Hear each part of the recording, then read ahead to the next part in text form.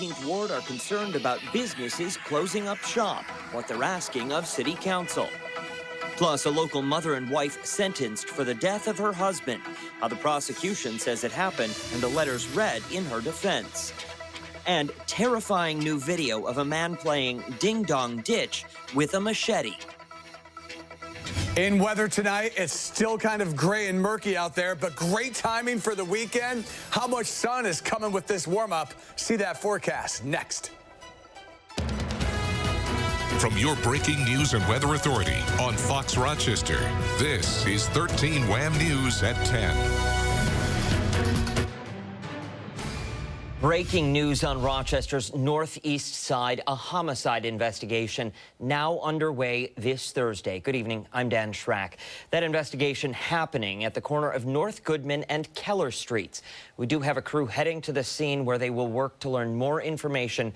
We will bring you any updates as they become available.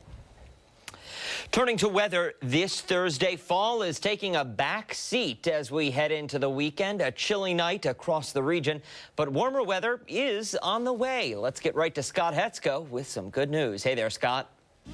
Yeah, thank you very much, Dan. Good evening. Not just good news, great news and great timing of said news. Have a look right now.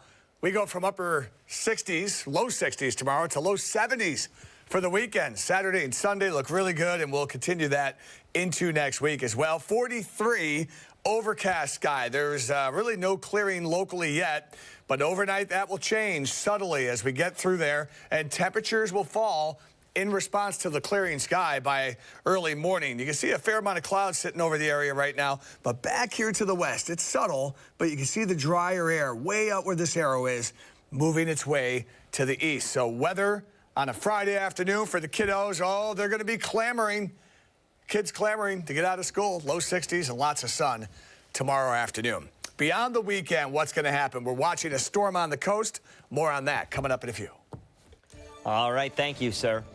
Some neighbors in the 19th Ward call their slice of Rochester a business desert. More than 7 businesses there have closed since 2020, and their Walgreens is next, set to shutter early next month, leaving many worried about where they'll get their necessities. Cheyenne Walker reports.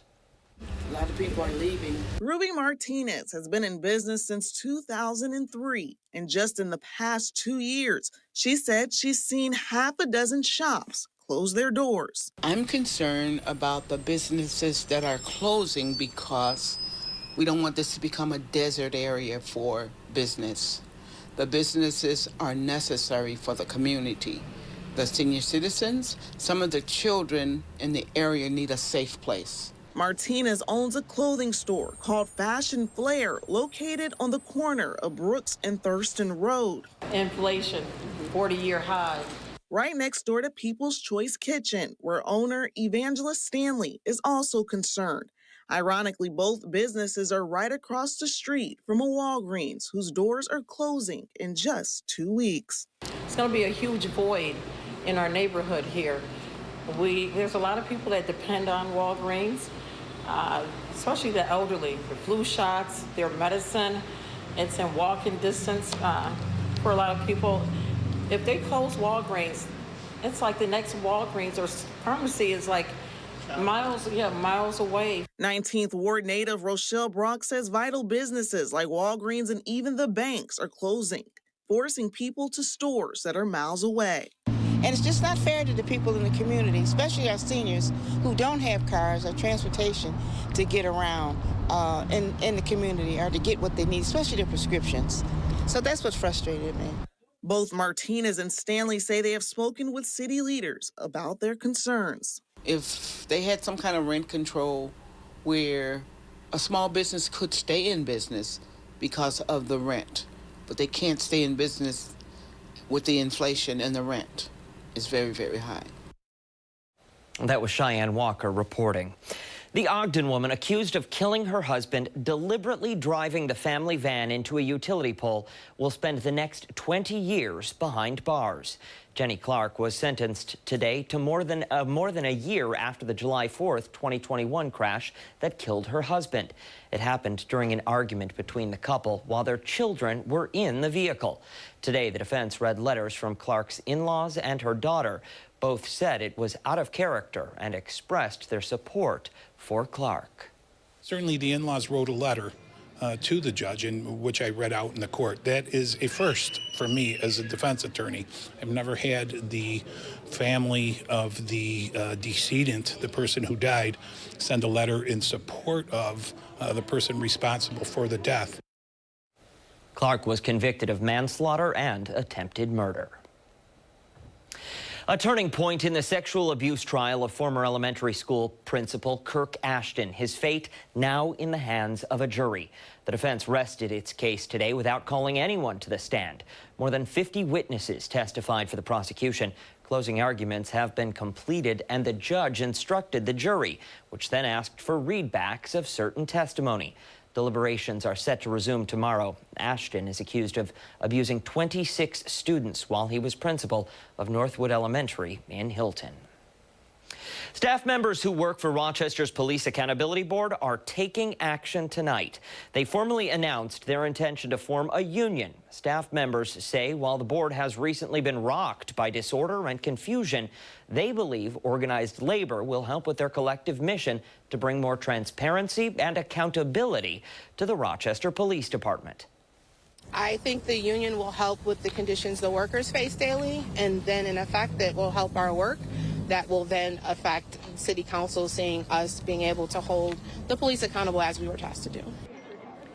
The board chair and senior leadership say they fully support the staff and their push to call for a union, and they ask the city to do the same.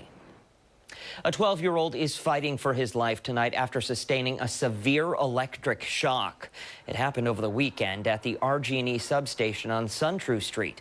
Firefighters say he was inside the fence line and they had to cut through the fence to safely remove him. The child tonight remains in critical condition at Golisano's Children's Hospital. There's a growing concern across the country as more children come down with serious respiratory illnesses. Chase Howell explains why experts have widened the warning. Kids are bringing more than just homework and art projects back from school. Health experts are saying with COVID restrictions being relaxed and many kids not wearing masks, they're seeing more pediatric respiratory illnesses. Volumes have been increasing, especially over the last month or so, and we're seeing a lot of cold and even flu, which is early for the season, but mainly a lot of respiratory illnesses. Dr. Colleen Markovich with RGH says she's seeing between 90 and 100 patients in the ER a day, many of whom are suffering from the enovirus, rhinovirus, and most recently RSV. Thursday on Good Day Rochester, pediatric doctor with U of R Elizabeth Murray says the germs we're seeing right now aren't that unusual. It's just they're all here at once. Markovich says we're seeing a spike in respiratory viruses early this year. Kids are back in school, and I think there was a lot of fear of COVID for so long that now there's this belief that my kid isn't sick if they're COVID negative. And if they're COVID negative, they can go to school because they're not sick. And so we're spreading things easier because they're closer to each other and they would have stayed home in the past. So is it COVID-19, the flu, or RSV? Murray says regardless of what infection your child may have, they need to stay home from school. They can be very similar, and in some cases, it might not necessarily matter which disease you're up against, because remember, the important point should always be if your child has a fever, a strong cough, is feeling really poorly, they need to stay home from school, regardless of the germ it is. Chase Howell, 13 WHAM News.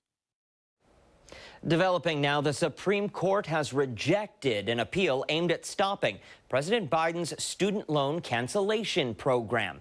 Justice Amy Coney Barrett rejected the appeal brought by Wisconsin Taxpayers Group. Barrett oversees emergency appeals from that state. This is a win for President Biden, but there are other challenges making their way up to the high court. Loan cancellations worth up to $20,000 could be processed as early as this weekend. A CDC panel today voted to add COVID-19 to a list of recommended childhood vaccines.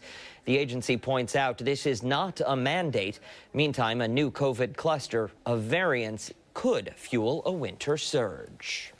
Still ahead tonight at 10 on Fox Rochester. After just 46 days on the job, Britain's PM is out. What's next for the UK? And the task force in town this weekend, getting ready for a major event happening in 2024. Your Weather Authority extended forecast is brought to you by Lisa's